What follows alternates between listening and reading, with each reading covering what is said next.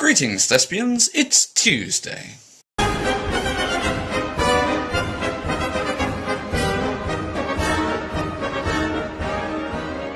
So, what's been happening this week? I am still working at the Marble Face. I have to re-record some of my lines for the Macbeth audio play that I was doing a little while ago, but it should still hopefully be out for Halloween. I'm going to see a production of Othello on Thursday. I'm not sure if I've talked about this already before, but it's this thing that the National Theatre have in this country, whereby they have a live stream from the theatre that they're putting on a live theatre performance in, and they stream it to various different cinemas around the country and indeed around the world. So that should be fun. I'm still keeping my ears to the ground, although I have to admit to you that the no acting stir crazies are starting to set in a little bit, but you never know what's just around the corner. Mary, in answer to your question about off days and unresponsive audiences, yeah, I can totally sympathise with that.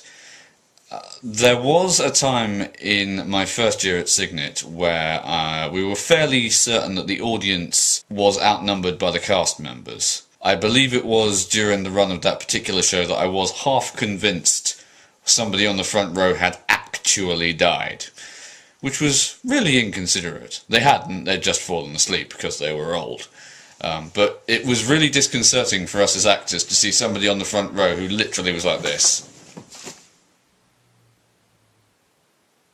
I think largely one of the things from the actor's point of view to try and tackle that is to do a proper high energy warm up if needs be, especially if it's a matinee at 10 AM. I did ask this in comments. Who the hell goes to the theatre at 10 AM in the morning if they're not seeing a pantomime or something like that? But I won't lie. What if the energy in a performance is off from the start? It is very hard to recapture, but not impossible. And I think a lot of the time it's down to either the actors have got to do something different or unexpected that throws themselves and puts themselves back on their guard, or there's got to be like some shake-up in the audience. Like, I'm not wholly familiar with the play 12 Angry Men, but if there's any big, shocking, dramatic moments in a play or anything like that, then it's generally a good idea to if anything, upplay them.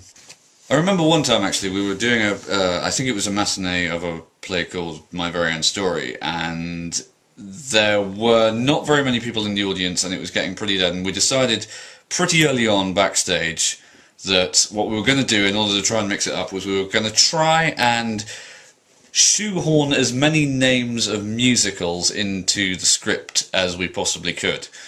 I know we got The Lion King in there somewhere, we definitely got My Fair Lady, and we got a few others, and it wasn't anything that was going to change how a scene went or what the responses to something were, but it was just something to keep everybody on their toes, and if the audience were paying attention they'd pick up on it. And that seemed to work. Hope that was useful, or at the very least interesting for you, Mary. I'd be interested to know what everybody else's experiences with dead casts or dead audiences are, because they are a really weird phenomenon. They're like theatrical doldrums, or I don't know. But yeah, I'd like to know what you guys think.